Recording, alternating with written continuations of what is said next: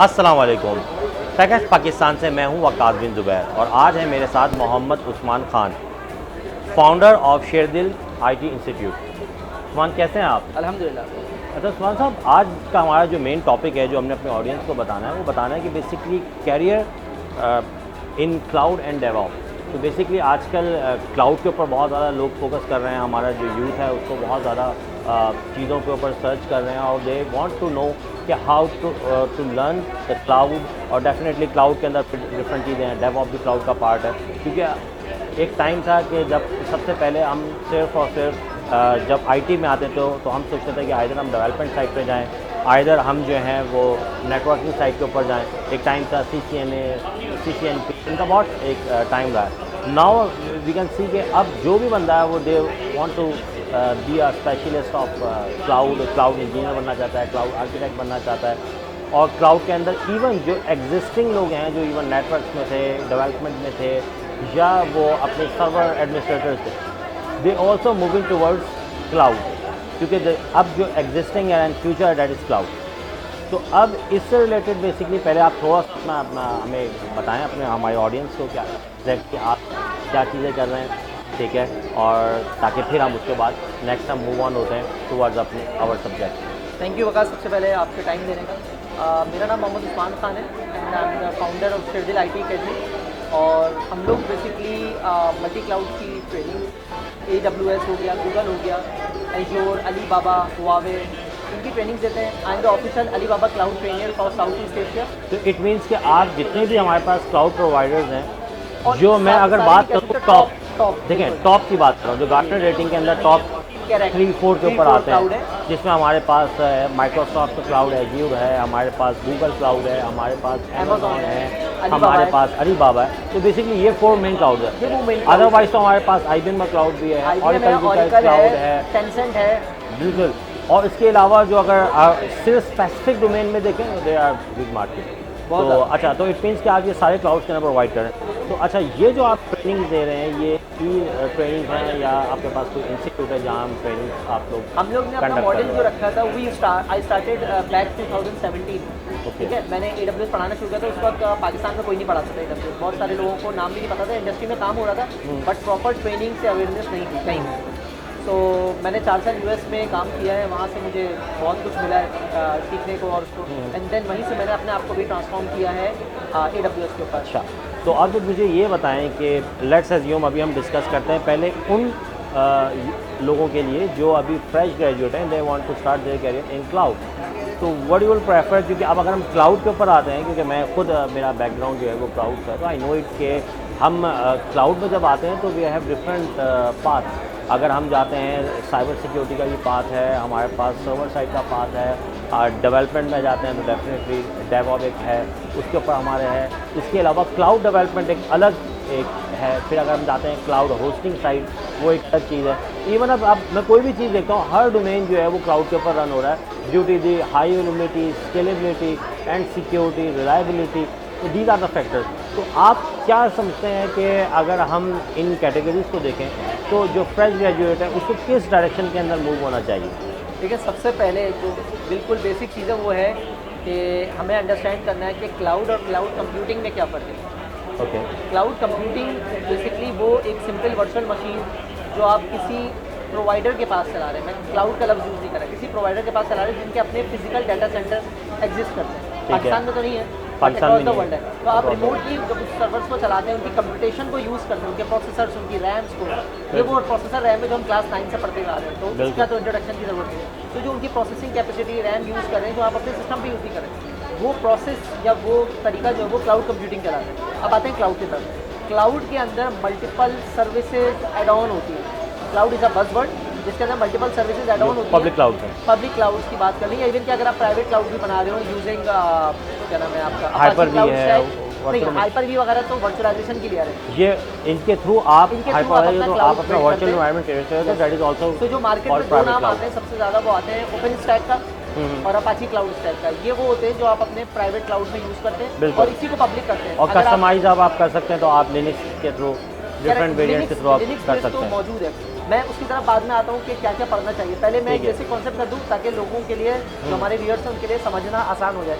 So cloud computing मैंने बता दिया। क्लाउड के अंदर बेसिकली मल्टीपल सेगमेंट्स आते हैं आपके, या मल्टीपल डोमेन्स बोलते हैं। नेटवर्किंग का डोमेन्स है, डेवलपमेंट का डोमेन है, ब्लॉकचेन का है, एआई का है, स्टोरेज का है, ठीक है ना। ये तमाम अलग अलग डोमेन, डेटाबेसेस का है। अब डेफिनेटली अगर आप फ्रेश हैं तो आप इसको पर क्लाउड पे आने से पहले मैं हर किसी को रिकमेंड करता हूँ कि आप कम से कम नेटवर्क या सिस्टम की कोई ट्रेनिंग लेकर आए, जैसे लिनक्स की कहीं से ट्रेनिंग ले रहे हैं, या एटलीस्ट आपके पास बेसिक डोमेन नॉलेज हो। बेसिक डोमेन नॉलेज हो। इसलिए सबसे अच्छा कॉम्पिया का होता है नेटवर्क प्लस और सर्वर प्लस, जो सबसे बेस्ट है। बिल्कुल फंडामेंटल्स, जिसका आईटी का बैकग्राउंड नहीं भी है, चाहे वो फ्रेश आईटी ग्रेजुएट हो या जिनका बैकग्राउंड नहीं भी है, वो बेसिकली नेटवर्क प्लस और सर्वर प्लस से समझ सकते हैं। नोड किसे कहते हैं, आईपी किसे कहते हैं, बेसिक टर्मिनोलॉजी आपको पता हो गई, ताकि आप क्लाउड पे एंटर हो सके। क्लाउड पे एंटर हो सके, राइट, ताकि क्लाउड की टर्म्स को अंडरस्टैंड कर सके। काम तो बहुत आगे की चीज़ है। तो अब ये जो हमारे पास ज़्यादातर लोग होते हैं, मैं ये सारे वो सवाल कर रहा हूँ जो मैं करता हूँ, तो वो लोग ये पूछते हैं कि बच्चों से पूछते हैं कि यार सबसे ज़्यादा पैसा किस में, ठीक है।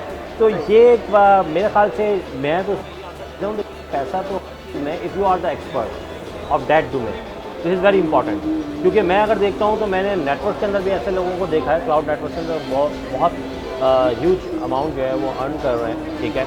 और अगर आप जाते हैं उसके ऊपर सर्वर साइड पे, डेवऑप पे देखते हैं, लेकिन अगर वैसे मुझसे पूछें तो मेरा जो अपना एक्सपीरियंस है और एक्सपोजर, उसके हिसाब से इस वक्त तक मैं देखता हूँ कि क्लाउड डेवऑप और क्लाउड सिक्योरिटी के ऊपर definitely you must require the experience, but उस एक्सपीरियंस पर कंपैरेटिवली बाकियों के निस्बत आपको ज़्यादा मिलता है। तो क्या ये डेवऑप और साइबर सिक्योरिटी की तरफ जाना चाहते हैं तो क्या इजीली जो है वो फ्रेश जा सकता है, या जो मिडिल इन द कैरियर है वो इजीली मूव हो सकता है? देखिए, जो फ्रेश है वो तो अपना कैरियर स्टार्ट करेगा, ठीक है। जो मिडिल इन द कैरियर है वो अपना कैरियर ट्रांसफॉर्म करेगा। बिल्कुल। मैंने 2015 के बाद क्लाउड में कैरियर में ट्रांसफॉर्म किया। उससे पहले मैं नेटवर्क और सिस्टम पे काम करता था, Microsoft, active directory, exchange server, अच्छा, नेटवर्क साइट, सिस्को, सीसीएनए, यानी मैं सिस्टम एंड नेटवर्क एडमिनिस्ट्रेटर का आपने रोल में अपना रोल था। फिर मैं क्लाउड एडमिनिस्ट्रेटर आ गया। उसकी दो वजूहत थी। नंबर 1, आपको कैरियर ट्रांसफॉर्मेशन करना है मार्केट की सप्लाई और डिमांड को देखते हुए। जहाँ आपने पैसा Exactly. तो पैसे के लिए सबसे पहले ये है कि आपका वाकई पैशन है या आप किसी को फॉलो कर रहे हैं। अगर आप किसी को फॉलो कर रहे हैं तो उसका पैशन हो सकता है, जरूरी नहीं आपका पैशन हो। तो पैशन नहीं होगा ना तो वो क्या होगा, कुछ आप दिन के बाद एग्जॉस्ट हो जाएंगे। एग्जॉस्ट होने के बाद आप गिव अप कर जाएंगे और आप दूसरे डोमेन पे चले जाएंगे। तो आप सब कुछ पता होगा बट मास्टर ऑफ नन हो जाएंगे, मास्टर ऑफ वन की जगह। नंबर 1। नंबर 2 ये है कि अगर आप इस डोमेन में इंटर हो रहे हैं तो आपको ये देखना है कि मार्केट की सप्लाई और डिमांड क्या है। मिसाल के तौर पे यूएस कनाडा की मार्केट और पाकिस्तान की मार्केट के अंदर अगर मैं देखूँ, यहाँ जो ज़्यादा जॉब्स हमें नज़र आ रही होती है या मेरे पास आ रही होती है, क्योंकि मैं कंसल्टेंट भी हूँ, तो AWS और एज़ोर का काम ज़्यादा आ रहा होता है एज कम्पेयर टू गूगल।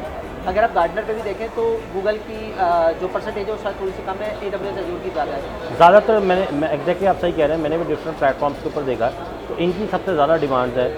और अगर आप देखें तो वैसे तो आपके पास, अगर आप मेरा अपना पर्सनल एक्सपीरियंस है कि आप किसी एक भी क्लाउड के ऊपर कर लें तो बेसिकली सबके सिर्फ टर्मिनोलॉजीज डिफरेंट हैं, ऑन द बैक एंड जो टेक्नोलॉजी है वो आपको ऑलमोस्ट सिमिलर है। मतलब आपको पता है, कोई किसी को जो है वो वर्चुअल मशीन कह रहा है, कोई किसी को नोड कह रहा है, कोई किसी को जो है वो कोई और चीज़ है। मतलब एक टर्मिनोलॉजीज में सिर्फ डिफरेंस है, बाकी अगर आप देखें तो ऑलमोस्ट दे आर सेम, बिल्कुल सेम है। लेकिन सर्विसेज और टर्मिनोलॉजी को अंडरस्टैंड करना ज़रूरी है। और दूसरी आपकी वाली बात जिसमें आपने बताया कि यार पैसा कहाँ पे ज़्यादा है, तो डिपेंड करता है कि अगर उसने AWS किया है तो उसके पास AWS के ही कस्टमर आ रहे हैं या एज़ोर का आ रहा है। क्योंकि देखिए, मैं ये कहता हूँ अपने स्टूडेंट्स को भी और लोगों को भी कि सिंगल क्लाउड पर स्टक ना हो, हमेशा टेक्नोलॉजी ओरिएंटेड हो, मल्टी क्लाउड की तरफ जाएँ। क्योंकि देखिए, मुझे नहीं पता मुझे अपॉर्चुनिटी एज़ोर पर मिलती है या AWS पर मिलती है, अलीबाबा। मैंने क्यों चारों क्लाउड पढ़ा है, क्यों मैं चारों क्लाउड पढ़ा रहा हूँ? क्योंकि मेरा माइंडसेट ये है कि यार अगर आपके पास अलीबाबा के कस्टमर आ रहे हैं, आप या तो उसको मना करें,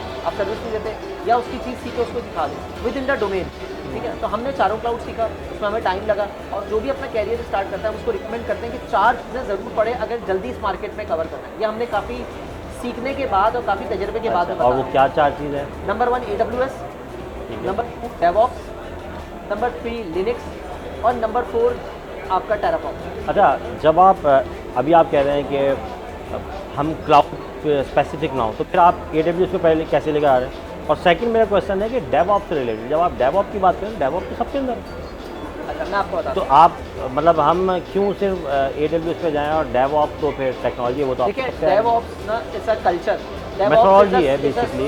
is a suite of tools, multiple tools हैं जिसमें infrastructure as code, configuration management और कंटिन्यूस इंटीग्रेशन, कंटिन्यूस डिलीवरी आती है। बिल्कुल। तो मैं जो AWS का बता रहा हूँ उसमें AWS Azure दोनों ही है, ठीक है ना। दोनों। आपने दोनों ही करने, किसी एक को करेंगे दूसरी जगह पर, क्योंकि दोनों तकरीबन सिमिलर आप असल में दोनों अपॉर्चुनिटी को अगर कैच करना चाहते हैं आपको देखिए जितने भी सॉफ्टवेयर हाउसेज, या मैं अगर पाकिस्तान की बात करूँ जितनी भी इंडस्ट्रीज काम कर रही हैं सॉफ्टवेयर हाउसेज, वो normally AWS Azure mix use कर रहे हैं। That's true. तो ऐसा नहीं हो सकता कि आपने AWS किया हो और वो आपको Azure पे काम ना कर सके।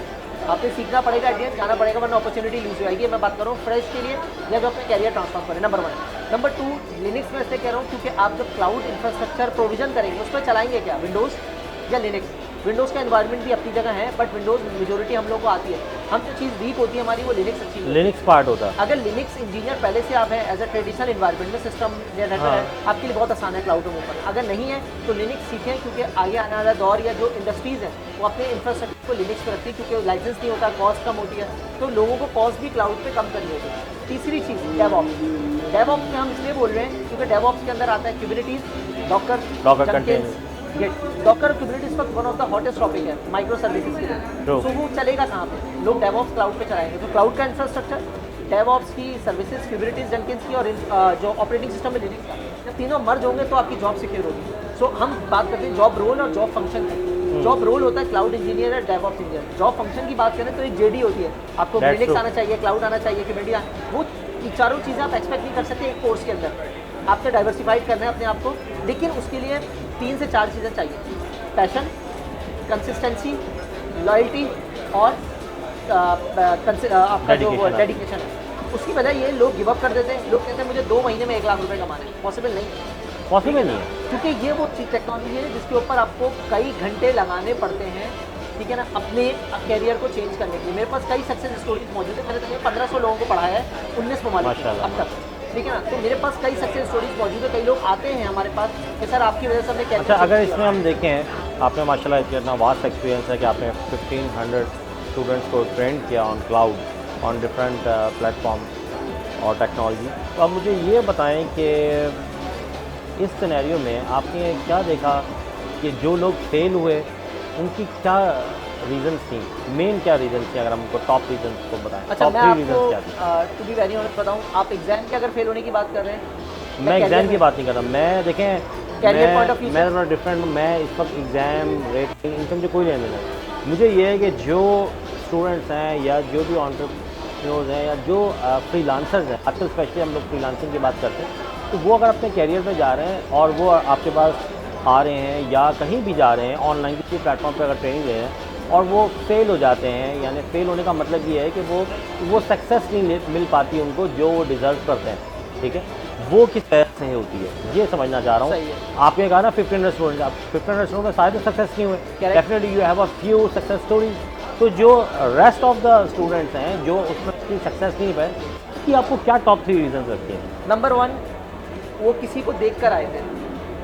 पहले वाला जो बंदा, मतलब उनका वो पैशन नहीं था, वो देख कर आए, वो ज़्यादा पैसे कमा रहा है, थी, वो ज़्यादा पैसे कमा रहा है, मैं कम कमा रहा हूँ, वो मेरा जूनियर था, मेरा आगे निकल गया, तो मैं उसकी तरफ जाऊँगा। लेकिन उसने जितनी मेहनत की है उतनी मेहनत ये इन्होंने की है, ठीक है ना, और ये उस कंफर्ट जोन से नहीं निकल पाए, ठीक है ना। एक चीज़। दूसरी बात ये है, हमारे यहाँ 9 to 5 का कल्चर बहुत कॉमन है, ठीक है ना। 9 to 5 का कल्चर बहुत कॉमन। लोग कहते हैं कि मैं 5 बजे तक काम करूँ, 5 बजे के बाद मुझे कोई तंग नहीं करे, 5 बजे के बाद मैं फैमिली के साथ टाइम गुजारूँ, तो वो ना इंडस्ट्री को आगे बढ़ा पाते हैं और ना वो अपनी जॉब को सिक्योर कर पाते हैं। अच्छा, इसमें मैं आपको बताऊँ, देखिए 9 to 5 आपकी जॉब टाइमिंग है, रेट टाइम, वो ट्रांसफॉर्म कर रहे हैं और उस पर जा रहे हैं। तो देखें, हमेशा आपको एक एक्स्ट्रा एफर्ट देने होते हैं। और मैंने भी हमेशा ये करियर में किया कि जो मेरे जॉब टाइमिंग है वो तो हैं, लेकिन उसके अलावा आपको एक्स्ट्रा 2 आवर्स 3 आवर्स आप एटलीस्ट दें। और मैं समझता हूँ कि अगर आप कंसिस्टेंटली अपने आप को, और ये नहीं है कि आप सिर्फ स्पेसिफिक क्लाउड के लिए दें, आप किसी भी डोमेन में हो, आई बिलीव कि हमें 1 to 2 आवर्स लाजमी अपने